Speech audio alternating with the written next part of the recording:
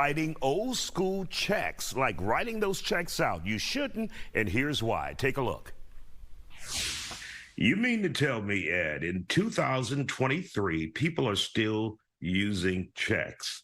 And I say that as a joke because I'm still one of those people who still uses checks, but checks can be stolen, right?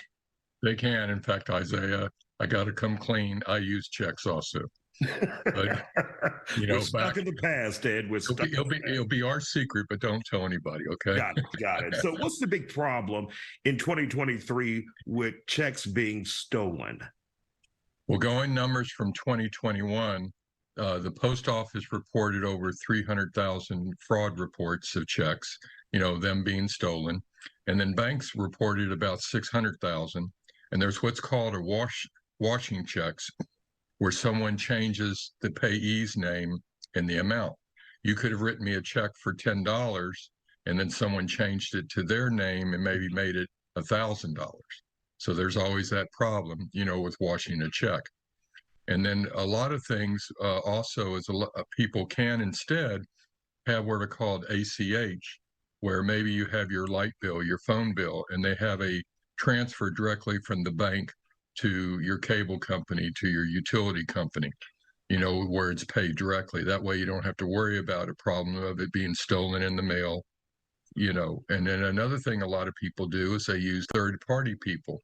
I'm sure you've heard of Zelle, PayPal, places like that. And so they have third parties where they go out and they do the transaction for you. You could have gone to dinner with someone and they say, hey, how much my share? We'll split the bill, and then they Zelle the money over to you.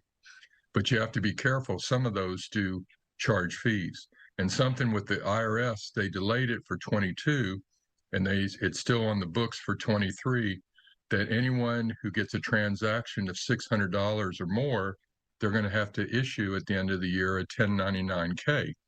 So they got to be careful. Maybe some people use Zelle that they do work out of their home, or they use it for business to get paid, but then they also use it personal. So if they do that, they need there's an opportunity where you can keep a record that, hey, you reimbursed me for a meal, so that wasn't income. But then I charge you $100 for consulting or some service, then that's going to be income, and that's going to get reported to the IRS. So that's a downside of what's going to happen in 2023 unless they delay it another year. And then, of course, you have wire transfers to where you can ask a bank to transfer it. But something that a lot of people don't know about is that July 20th, after 30, 40 years of government, they actually have come up with a new system called FedNow. And what happened, they have right now about 35, 45 banks to where they electronically and digitally can transfer money. Because right now in the banking system, if you go from one bank to another, you'll notice that they might say a 3 to 7 day delay before the money's good, because that's currently the time that it takes for it to clear through the banking system.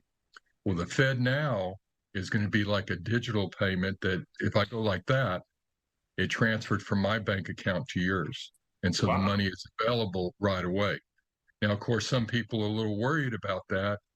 It's going to be open to all banks. And again, there's only a handful of big banks right now, JP Morgan, Chase, people like that, to where you have to ask for it. The federal government charges them a fee for it because it's going through the Federal Reserve. And no one knows yet if banks are going to charge you, the consumer, to have to, pay for that type of transaction. But at least the money will instantly transfer. But of course, no one knows yet if that system could potentially get hacked. And then some people are worrying about, the federal government knows how you're spending your money. So some people have a concern about that now, but it's too soon to see the ripple effect with all that. Well, but again, that started July 20th. And a lot of people don't know. And you should ask your bank to see if it's available. Right.